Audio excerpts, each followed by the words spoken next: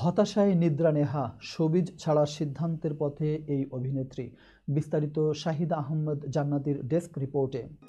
Miss universe Bangladesh প্রতিযোগিতা দিয়ে যাত্রা শুরু, সেখান থেকে মডেলিংয়ে পা রাখা, কাজ করেছেন নামী ব্র্যান্ডের সঙ্গে, পরে অভিনয়ের প্রতি আগ্রহ জন্মায়, যুক্ত হন নাটকের দল প্রাচ্যনাটে।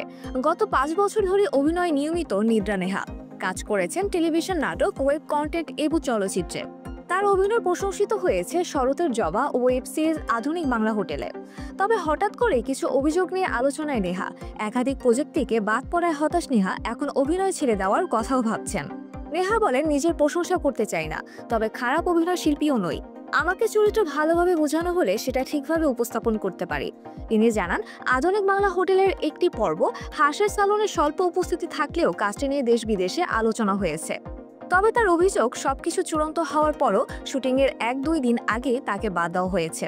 জানুয়ারিতে এমন একটি ঘটনার বর্ণনা দিয়ে বলেন, মুম্বাইতে বাবার চিকিৎসায় ছিলাম, পরিচালক আমাকে নিতে চাইলেও প্রযোজকের কারণে বাদ পড়েছি। এতে শুধু মানসিক না, অর্থনৈতিক ক্ষতিও হয়েছে। সম্প্রতি আরেকটি নতুন ছবিতে অডিশন দিয়ে 1 দিন শুটিং করেছেন, এরপরে আবার বাদ।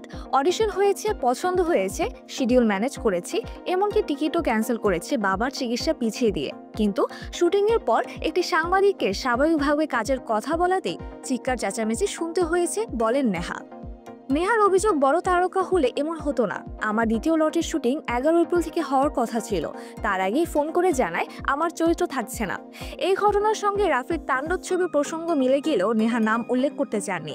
বলেন, একজন শিল্পীর বারবার মন ভাঙা যায় না, আমি তো অডিশন পাশ করে শুটিং করেছি। সবশেষে তিনি জানান, এখনকার কাজগুলো শেষ করবেন যাতে তার কারণে কারো ক্ষতি না হয়, তবে নতুন কোনো কাজে যুক্ত হবেন কিনা তা নিয়ে সিদ্ধান্ত নেননি।